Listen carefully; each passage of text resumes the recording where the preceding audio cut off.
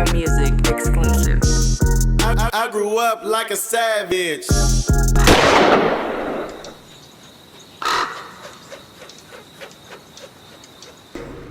Like a Redman or a K Solo or some shit like that on a song with us.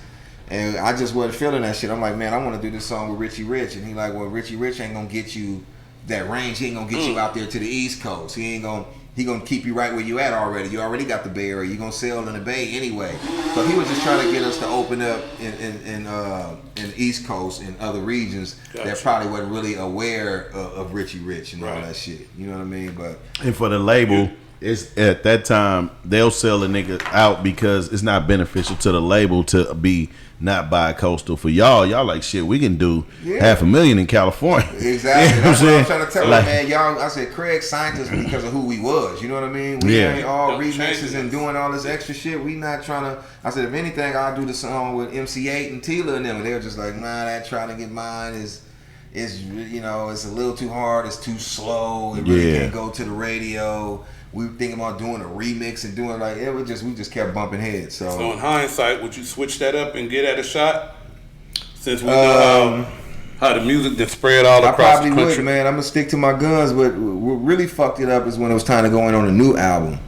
That's why I wish y'all would have switched up because they formula how they do it is they want you to come with a single.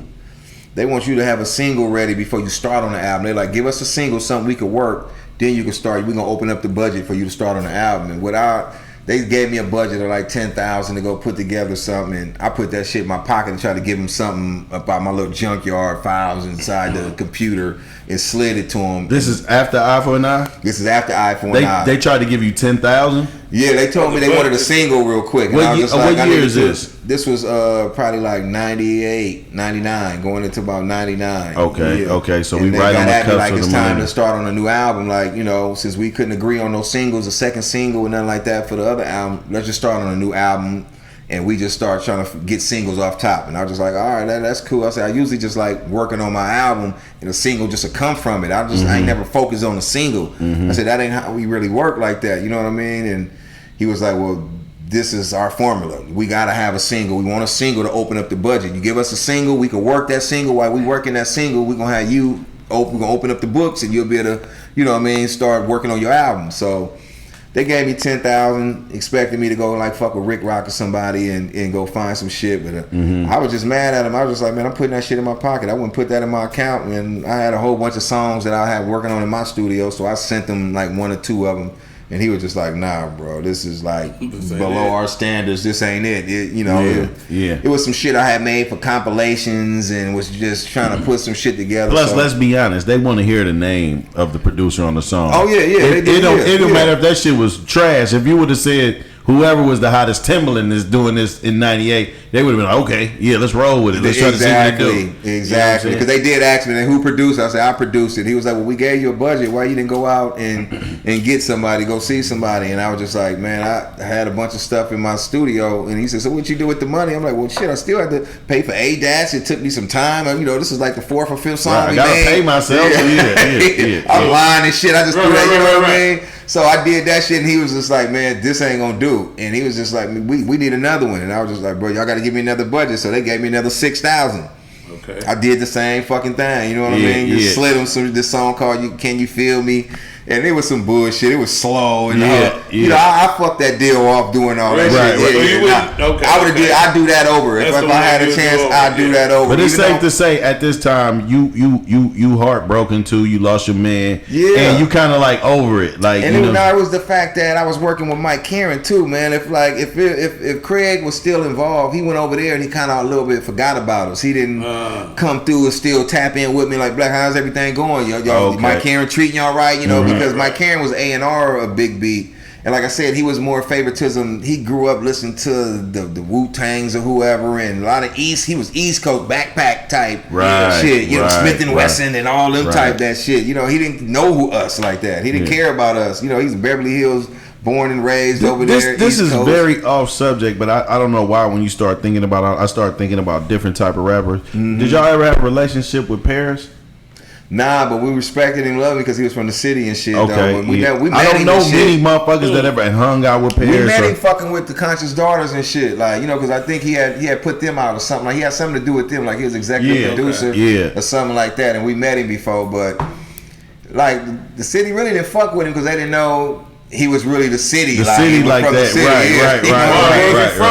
He wasn't from He wasn't from like one of the hoods out there. I think he was from Lake, he was like on the outskirts of Lakeview or something like that. I believe. Yeah, he was over there close, like almost Daly City, almost. There wasn't no project or no hood, so the street cred wasn't quite the same. But he wasn't a street rapper. He was a revolutionary. You know what I'm saying? Exactly. So at that time, he was a nigga that could be a revolutionary rapper and be on TV. Ascari X was the actual opposite. Ascari X is like, we gonna kill white people. All the people. We just gonna kill white people.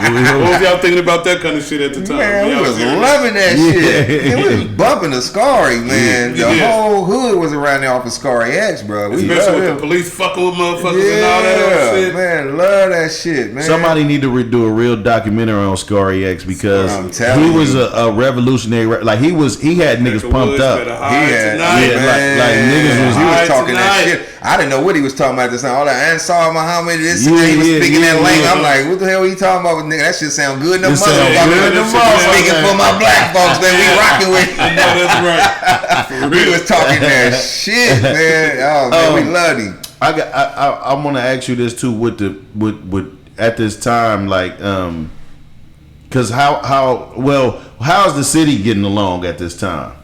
During y'all third out when you ready when you turning into like is that's going into it was pretty decent except for the big block RBL shit. It wasn't as bad, but it was a lot of that poison, that inner turf shit spread it through. It just was still everywhere. going on. Fillmore was going through they shit uptown, downtown. You know, Sunnyvale up the street, verse down the street. Right. It just had spread it like wildfire. So you know, our shit was more known as far as beef wise. Because I really believe that shit at some point when you hear about them beefs and them funks, it's like you realize that they start to mimic. Oh yeah, people start to mimic those things. Yes, you know sir. What I'm saying? Yes, sir. It happened like that everywhere, man. It's like it's just sprinkles like a virus. It just spreads everywhere. Yeah. And you know, cause like out here, you know, it's been notorious funks. If you think about the Sobrani Park in '96 at one time, and it's just like when people talk about 65th and 69 for, you know, when people talk about it and this news is like, you're gonna get the copycat niggas, you're gonna get the busting niggas that really want to like cause destruction in the hood, but like at the end of the day, it's black carnage. That's like niggas really dying. Like niggas is really dying. Like it's really funerals. I be at the funeral sometime and I'll be like, damn, this is the weirdest shit ever to know the victim and the perpetrator. Right, man. That shit is hella weird. You know, weird feeling, man. It's so weird, bro. Like it's so weird, bro. Both of them. Man. I'm the barber here, and it done been so many of my customers that I just cut their hair. Them motherfuckers out of here, bro. Feel me? Yeah. That's shit. This shit don't make no sense, bro. Our PTSD, we didn't even know about PTSD at a young ass age. At all. Niggas was lightweight having it, not even knowing, huh? Not even knowing. And you sitting here talking about all of this shit is like, you know, I'm thinking about like all the shit you had to go through. You basically a war veteran. Exactly. That's why I can't fuck with 4th of July right now. It's just like that shit get to going off, man. And I hate them 80s. All that shit. Roman candles that blow up, man. I'm mind the shit that pop and sparkle. But when niggas get to shooting off them motherfucking and the M80 ass and the Roman candles and all, like, man, I can't fuck with that shit. Now, I want to add, and then you had to get the bad news from your mother. Like, oh, no, that was Mr. C. Mr. C. Mr. C. Yeah. But I know you had just left him, and it's like seeing, like those stories are the craziest. Seeing your nigga right before he go. You know what I'm saying? And you whatever words y'all have or whatever you say to him, you know what I'm saying, before he passes, is just like damn, you know what I'm saying? Like Shit. you'll never forget that shit. That shit probably replay in your mind All the over and time. over and over. All the time. From pulling up, dropping him off, from pulling up at my auntie house to pulling up at the hospital, looking at my sister. That shit play over and over in my head, man. That shit is like yesterday. You know Y'all what I about to mean? go somewhere and he didn't want to go or something. Yeah, right? he was supposed Y'all to about come with me. He was supposed to come with me out here to Oakland to my auntie house. You know what I Fitted for mean? some And suits or something? nah, what happened? He just wanted to hustle because he had just borrowed some money. You know, we had got a small ass check like in October. We come out here arguing at Intermittent Records trying to get paid, and you know, I came out here just to argue for him to try to get some money because why was they even doing y'all like that? Because of the samples. They just he was just like, I got this shit going into a trust fund, and I gotta hold back this because I don't know how much I'm gonna have to spend on the samples. I don't know if they gonna sue us. I don't know. You know, he had all these fucking excuses. So you know, he just didn't, for some fucking reason, he just didn't want to like give us something. He like, man, he damn near owed us. Man, this motherfucker had back royalties, mechanicals, and regular royalties of almost $100 and some thousand. Like, bro, at least give us 20. Give us like 10 a piece. You forcing me to have to go to the Man, streets. this motherfucker gave us $7,000 to split. God damn. Yeah, $7,000, bro. And you know, I was just like, fuck. You know, I got the money. I was already doing good with Hitman shit, so I was just like, you know, bro, I knew he was trying to buy a car. I knew that little 3,500 wasn't finna be shit for him. Man. And I split it. You know, usually I was getting like maybe 60. It was like a 60-40 because I was doing all the music, most of the production and all that shit and putting up my money.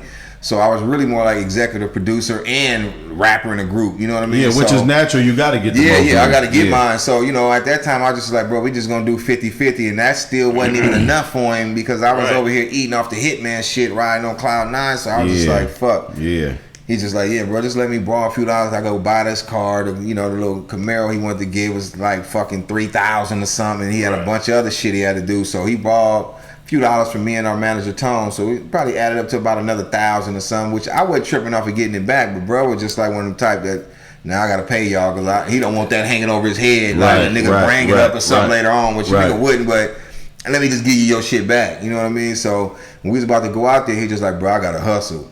I'm like, hustle? I'm like, you want some dope or something? He's like, yeah, I gotta go get this sack off, so I'm just gonna fall back. And you know, him and Hitman sitting right there, and Hitman get in the car. I was like, hey, you gonna ride with me? Like, yeah, he get in the car. He walk up the street, go hang out with my sister. My sister sitting there with him. They sitting there, wave off to him, and get to. By the time I made it to Oakland, they ran up on him, broad daylight. You know what I mean? Shot him 9 times. Yep.